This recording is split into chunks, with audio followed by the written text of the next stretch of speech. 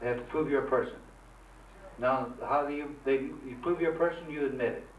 What is a person? A person is no good thing. It's not a citizen. They can't prove I'm a person.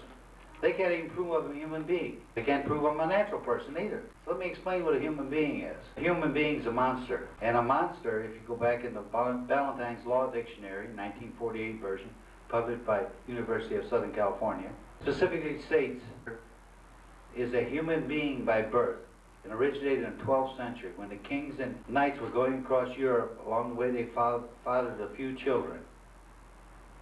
And to keep those children from inheriting the sovereignty and the thrones, they called them human beings, being like a human. But they do not have the right to hold sovereignty. They cannot be sovereign. That's right out of court cases. So that's why the federal government and the state government both use the term human being.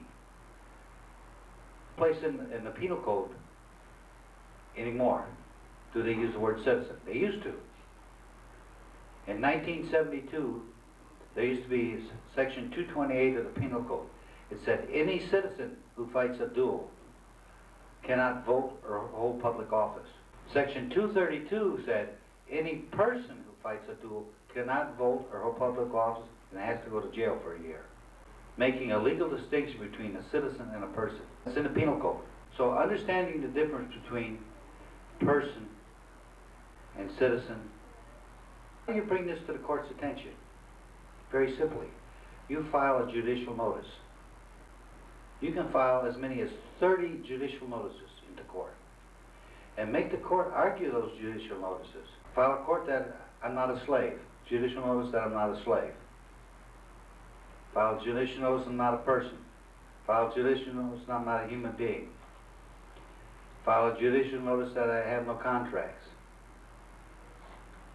File a judicial notice, write this down everybody, the new people, nisi prius court. All courts in this land are nisi prius courts, contract courts, revenue courts. And you have to give the court notice that they are nisi prius court, and they can't move forward until they prove that you have the contract and produce a contract. You can do that. We've had judges accept it. We had a judge in Santa Barbara said, yes, we're nisi prius court. But my buddy, he didn't. Then the judge went on to the next judicial notice, and he didn't stop. Remember? But he had the court. He should have stopped right there, proved the contract. No matter what you do, if you do it right, non-assumption, file judicial notice, non-assumption.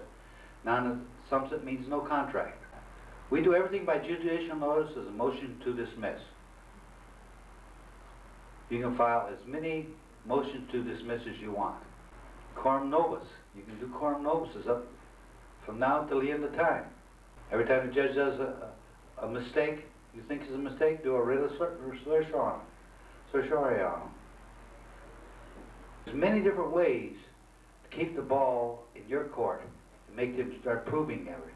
That's the key element to make the other side prove every single element. Officer, would you, under penalty of perjury, will you tell me what you saw? Well, I saw this motor vehicle. Objection. Define what motor vehicle is, according to law. Since you saw it, that's only hearsay what you saw. Let's define it according to the law. What is it? Well, I was told that everything four wheels is a motor vehicle. That's not what the court said. What does the court say a motor vehicle is? What's the case name, Steve? Geico. Geico Insurance versus Carrier's insurance. Carrier Insurance. Motor vehicle means commercial, according to the California bill. So he's got to prove you're involved in commercial activity. Officer, was I involved in any commercial activity the time you stopped me? No. Was I driving a tractor, trailer rig, or anything, bus or anything? No. You weren't involved in anything commercial that I know of. Thank you, officer. Next question. Officer, did you go to the police academy? Yes, I did. How long was your police academy? 6 months. Did they teach you the laws that you were enforcing? Yes, they did. Do you think you're an expert in enforcing those laws that you were taught to enforce? Yeah, I know the laws I'm supposed to enforce. Thank you. Now you got it.